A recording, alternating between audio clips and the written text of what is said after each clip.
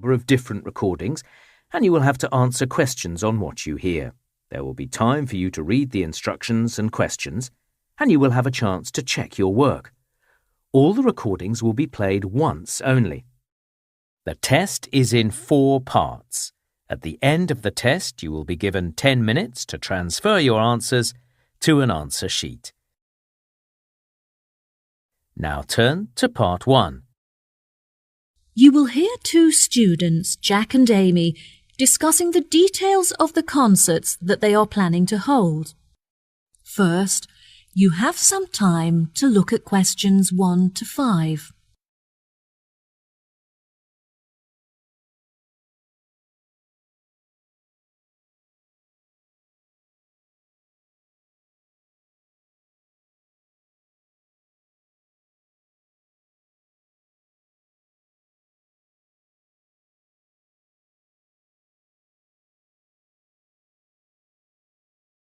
You will see there is an example that has been done for you. On this occasion only, the conversation relating to this will be played first. Oh, hi, Jack. Thank you for coming to discuss the details of the concert. It's a real help. No problem, Amy. I'm looking forward to throwing some ideas around. Shall we order coffee before we begin? Yes, I'll have a cappuccino, please. Right. First on the agenda is deciding who the intended audience is, because we'll obviously have to base our choice of music on this. The thing to do before they start is order coffee. So, coffee has been written in the space. Now we shall begin. You should answer the questions as you listen, because you will not hear the recording a second time. Listen carefully and answer questions 1 to 5. Oh, hi, Jack. Thank you for coming to discuss the details of the concert. It's a real help. No problem, Amy. I'm looking forward to throwing some ideas around.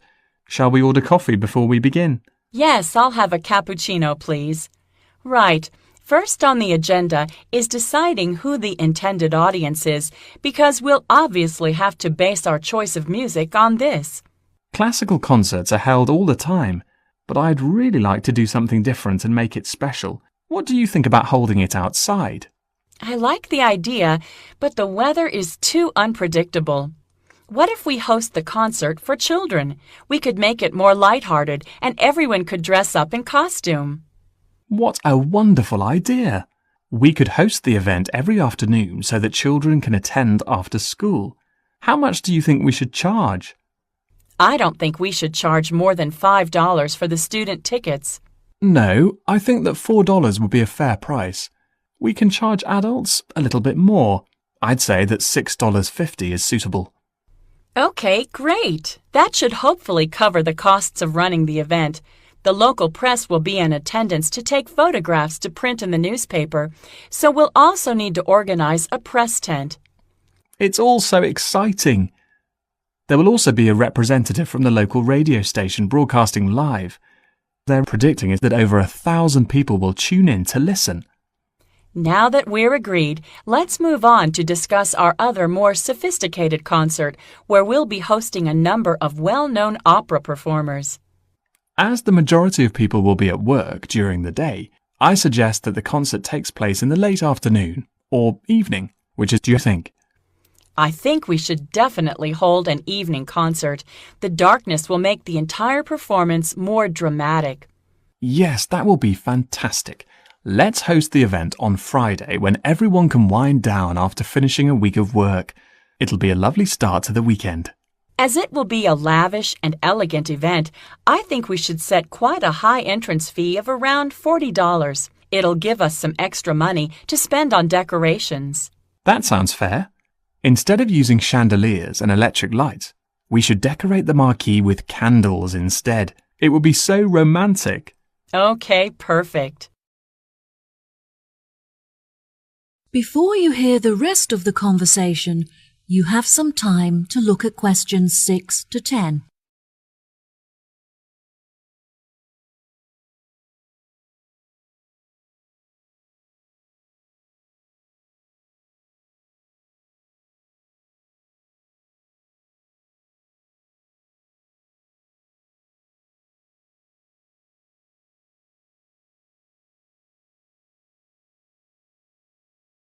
Now listen and answer questions 6 to 10. Now, moving on to the concert where we showcase talented opera singers from the local area. Perhaps we should host this opera show on Monday evening? I think that the venue is already booked on Monday, but Tuesday will do nicely. How much do you think we should charge the audience for tickets? Since the performers are not professionals, perhaps we should make this a free event.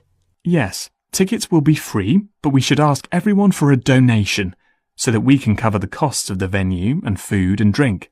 The venue also comes complete with a piano, so hopefully one of the performers will be able to play.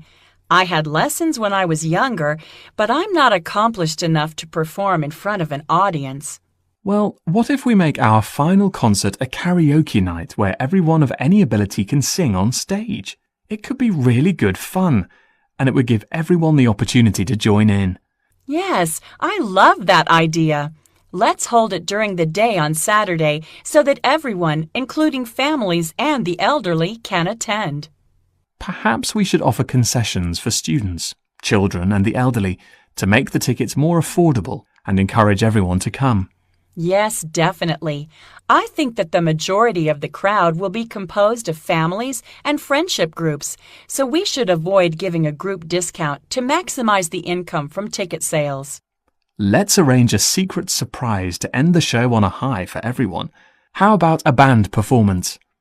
One of my friends happens to know a famous singer who I'm sure would be happy to perform for a small fee. Oh, wow, that sounds brilliant! Well, I think we've addressed the details for all of the concerts. Thank you so much for helping. See you later. That is the end of Part 1. You now have 1 minute to check your answers to Part 1.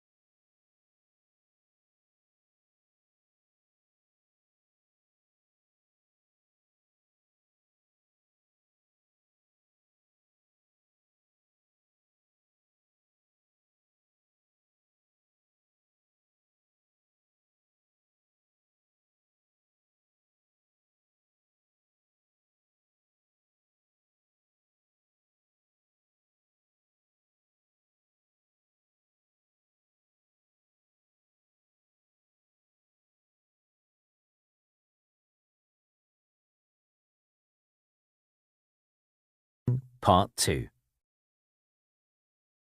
You will hear a radio program giving some advice about saving energy. First, you'll have some time to look at questions 11 to 16.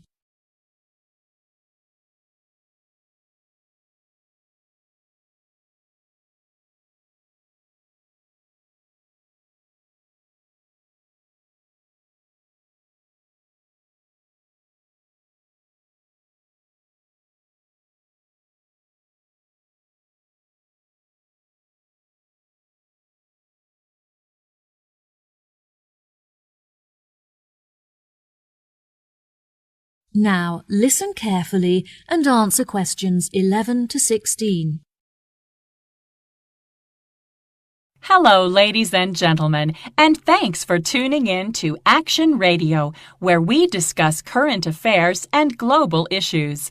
My name is Jill, and today I'll be discussing the very relevant issue of the importance of saving water and how you can do this at home. The most common type of wasted energy in the domestic environment is heat. However, since the walls of my home are very well insulated, I am lucky to have no issue with this. I've discovered, however, that I waste a lot of water as a result of my lifestyle. I've researched ways to minimize my water usage online and have been pleasantly surprised to find that there are specialists in the area who can make some changes to my home immediately. The only downside is that the works are quite expensive and there are no means of getting financial assistance. Now, if any of you listeners are interested in reducing your energy usage, here are a couple of easy and positive changes you can make immediately. A lot of the magazines will recommend that you change your bulbs for those with energy-saving capabilities. However, I have found that these make little difference to your electricity bills, and they also severely reduce the light levels in your home. Instead, simply switch off all plug sockets and appliances to make an immediate saving on your electricity consumption. If this doesn't make enough of a saving for you, you could later try turning down the thermostat as well. Despite the discount that my energy provider gave me for prompt payment, my monthly bills were very expensive for the amount of energy that I was using, so I decided to change providers.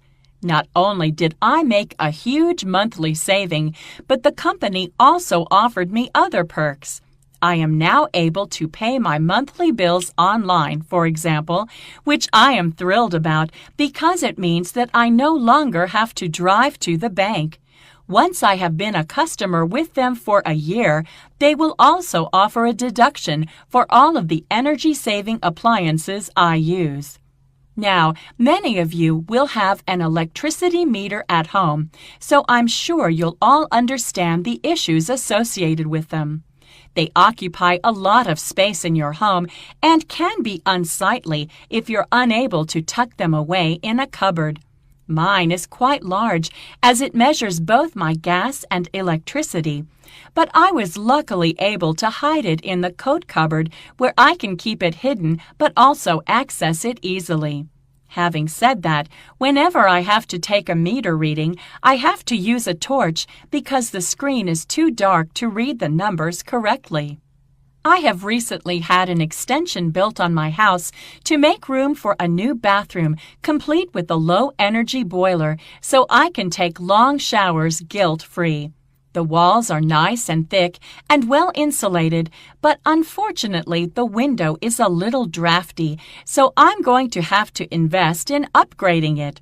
Speaking of renewable energy, I initially considered installing solar panels on the roof instead of using a low-energy boiler, which was the less expensive option. In the end, I decided that the panels would look too ugly on my house, despite that they were technically easy to operate. Before you hear the rest of the talk, you have some time to look at questions 17 to 20.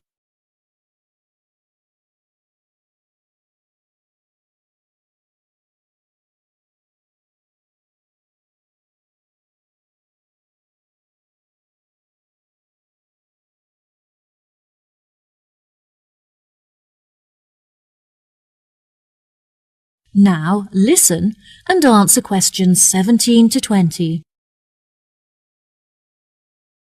Now, if you're a fan of taking long showers like I am, then switching from baths to showers will not help to reduce your water usage. Instead, here are some small but effective changes you can make. When making a cup of tea, for example, measure out the amount of water that you need before boiling it. And when brushing your teeth, use a cup of water instead of a running tap. I tried filling up my washing machine before switching it on, but I found that the clothes were not thoroughly cleaned, so I would not recommend this. If your tap drips when it is turned off, then you should call a plumber to fix it, as this can result in a lot of water being wasted. Before finishing today's show, I'd like to address two questions that we often get asked by listeners. We had some great feedback about our answer to last week's question on how to calculate the price involved in powering domestic appliances, so let's see how we do this week. One of our most commonly asked questions this week was which device is the lowest energy option for watching films. The simplest answer is that the smaller the screen, the lower the energy used. One of our listeners wrote in with a question that made me chuckle, and the answer is yes, solar panels only work when the sun is out. Now, on a more serious note, a number of you wanted to know what the most efficient temperature is to set the thermostat to. The answer is that the closer you set it to room temperature, the lower the energy used. Before I say goodbye until next week, I'll leave you with one last tip. Turn off the lights when you leave the room. That is the end of Part 3. You now have half a minute to check your answers to Part 3.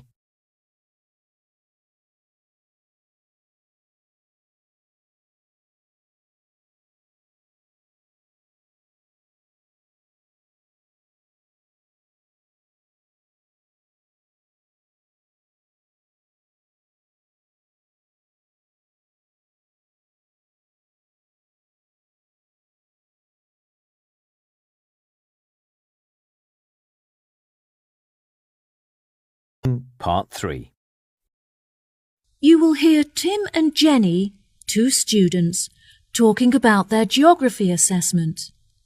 First, you'll have some time to look at questions 21 to 25.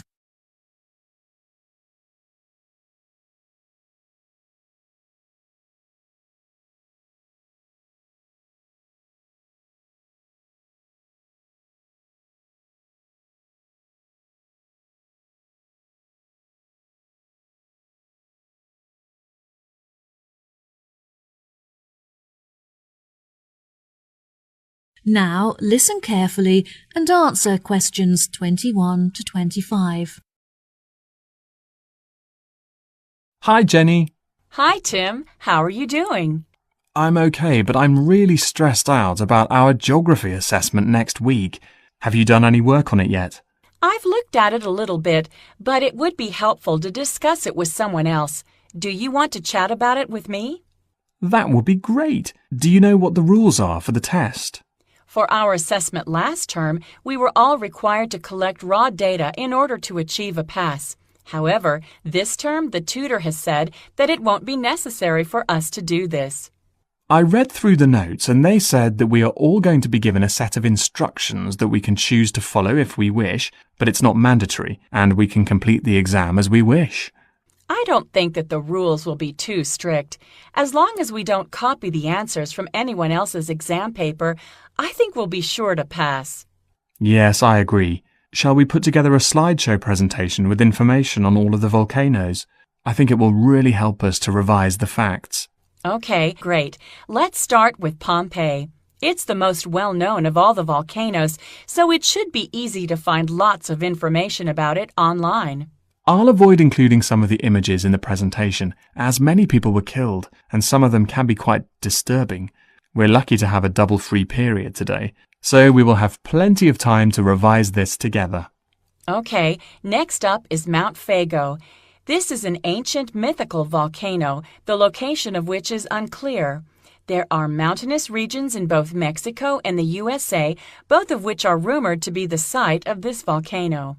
It's not very scientific to list 2 separate locations for one volcano, but since no one has been able to prove which is the correct one, we're left with no choice. It's interesting that there is no other example of a volcano in existence today that is surrounded by so much mystery. Absolutely. I think we should include some information about Mount Etna in Sicily, which is famous for the stunning panoramas that one can appreciate from its peak.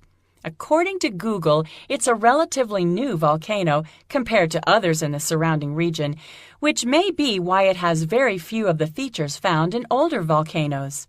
Oh, how interesting. Shall we include information on Mount Hurton? I don't think that any of the other students have carried out much research into it, even though it has a lot of unique features. I think we should leave it out. Since it's a man-made volcano, it's not that relevant to our syllabus, and probably won't be included in any of the exam questions. Before you hear the rest of the conversation, you have some time to look at questions 26 to 30.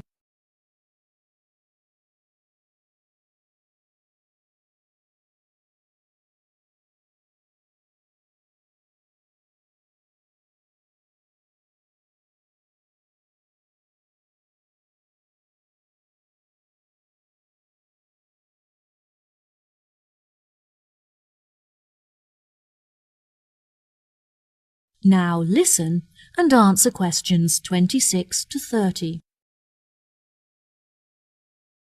Have you gotten feedback from your tutor on your presentation last week? Yes, I have, but I don't think he was very impressed. He was satisfied by the amount of research that I had prepared before I started, but he criticized the fact that I was mostly summarizing the facts instead of giving my own opinion. Oh, that's a shame. It was frustrating that he criticized my work, but in the end I learned a lot from my tutor's feedback. He advised me that next time I should present my work as a short documentary film, which he thinks will help me to strengthen my arguments. What topic was your presentation based on? I chose to write about the lack of knowledge that most people have about volcanoes, and the fact that they see them in such a negative way. During documentaries and lectures, the scientific experts often neglect to mention the many positive features that volcanoes possess. That sounds really interesting. Well done. I think everyone enjoyed watching, but I was really nervous about talking in front of an audience. I also felt very underprepared, since I didn't finish writing the presentation until the night before, and therefore had no time to rehearse it. I'm sure it was great. Is there any other information that you think we should include in our slideshow for revision? Yes, I think it's important that we list all of the differences between active and extinct volcanoes, as there will definitely be a question on this topic. There are no documentaries on the subject, but there's a very informative website that discusses the geological structure of each volcano type. Okay, well, I'll continue collecting images and you can carry on with the online research. That is the end of Part 3. You now have half a minute to check your answers to Part 3.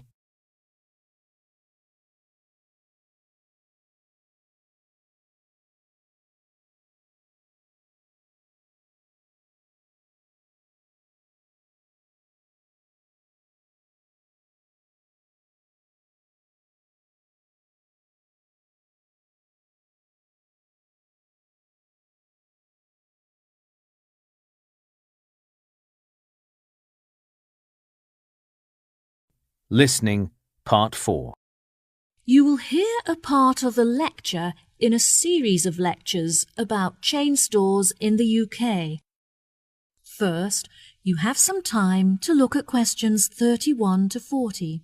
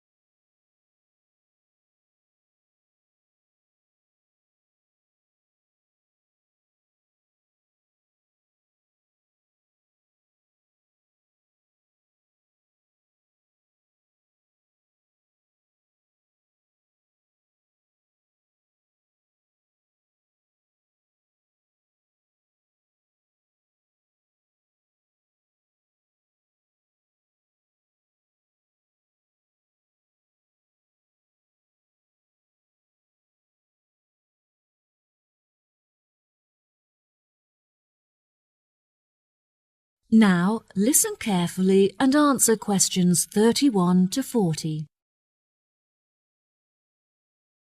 Welcome, ladies and gentlemen, to the second lecture in our series on chain stores in the UK.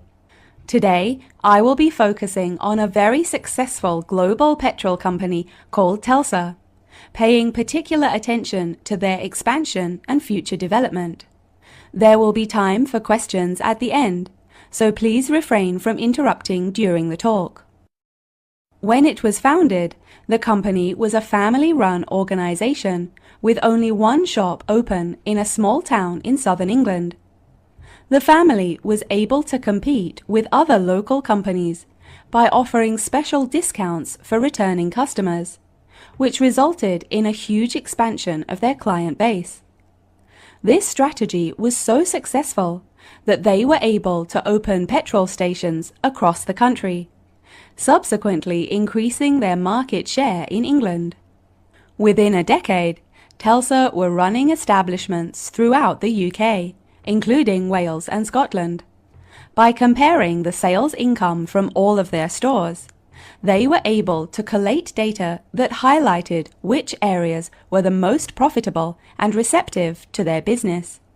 They discovered that by closing the less profitable stations in the south of Scotland, they could increase the income from their other more profitable stations. This example demonstrates the importance of constantly monitoring and maintaining a clear view of the finances of the company. Once the expertise required to run the company had exceeded the abilities of the family, they needed to hire professional consultants. After assessing the company's financial statements, the consultants advised that Telstra close the head office of the convenience stores in Oxford. They deemed the head office unnecessary and identified it as a financial drain on the company, as the premises were expensive to run and generated no income. In order to avoid firing any employees, they transferred over 200 staff to other offices and retrained them to carry out their new roles. Now that Telstra had conquered the petrol market in the UK, they were able to branch out into other niche areas that offered prospects for profits. They realized that they could establish a new environmentally friendly brand image by selling fresh food in their convenience stores that had been grown by local farmers. This strategy would not only broaden the scope of the company, but also help to strengthen its relationships with local communities. Every year, Telstra holds a meeting in London where all of the consultants and managers meet to discuss future plans for development and improvement. These meetings are essential to the evolution of the company, as feedback is heard from all levels of the organization, from the sales staff to the CEOs. They did this by assigning every manager the task of holding staff discussions, at which ideas and concerns would be passed on for evaluation at the meeting. Telstra decided to accommodate the individuality of each of their stores instead of forcing them to conform to one overriding company identity. They realized that by increasing the flexibility of the profit-making strategies of each of the retail stores, they subsequently became more commercially successful. The level of staff satisfaction also increased as a result, as the individuals felt that they were not being constrained to one way of thinking. To avoid misunderstandings and mistakes, any future changes were introduced in stages in order to familiarize the staff with the new regulations. Now it's time to conclude the lecture for today. So I will leave you with some food for thought before you leave. In order to run a successful business, one cannot underestimate the importance of maintaining an open mind when deciding on strategies for expansion. Sometimes it's necessary to employ an independent consultant who can offer an objective and unbiased view on the running of your company. Emotion will only ever cloud your ability to make business-related decisions. Research suitable case studies and look at how department stores, for example, were able to alter their organizational structure whilst minimizing costs and staff redundancies. Precedents are an essential resource when it comes to making decisions for your own business, so don't undervalue them. Well, that wraps up our lecture for today. If there are any questions,